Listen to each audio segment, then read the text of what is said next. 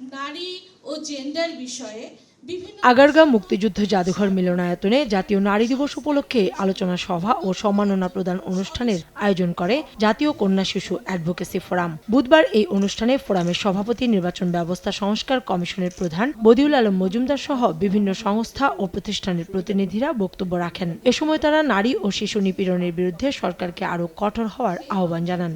আমাদের নিজেদেরও মন মানসিকতা পরিবর্তন করা দরকার আছে। পরে সাংবাদিকদের প্রশ্নের জবাবে বদিউল আলম মজুমদার বলেন, সরকারের সঙ্গে আলোচনা না করে সংস্কার নিয়ে ঐকমত্য হওয়ার আগেই নির্বাচন কমিশনের রাজনৈতিক দল নিবন্ধন সহ নানা উদ্যোগ সাংঘর্ষিক।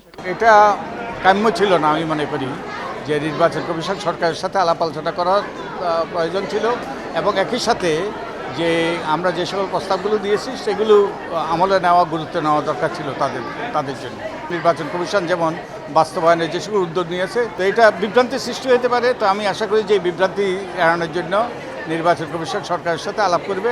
এদিকে এনআইডি কার্যক্রম নিয়ে নির্বাচন কমিশনের অধীনে রাখার দাবিতে আন্দোলনরত কর্মকর্তারা নির্বাচন ভবনে সংবাদ সম্মেলন করেছেন। এ সময় নির্বাচন কমিশনের সিস্টেম ম্যানেজার এনআইডি কার্যক্রমের সমস্যা তুলে ধরেন। এটি এখন পর্যন্ত নির্বাচন কমিশনের কাছে এটি voter database, it is not NID database. আমাদের কাছে কিন্তু সুসংহত ডাটাবেস আছে, শুধুমাত্র ভোটার ডাটাবেস।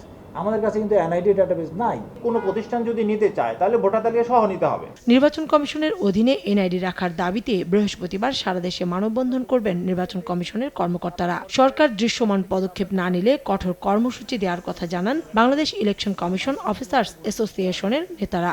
আমরা তার পরবর্তী সময়ে কঠোর কর্মসূচির ঘোষণা করব। কাউসারা চৌধুরী কুমু, সময় সংবাদ, ঢাকা। আপনারা জানেন যে আমাদের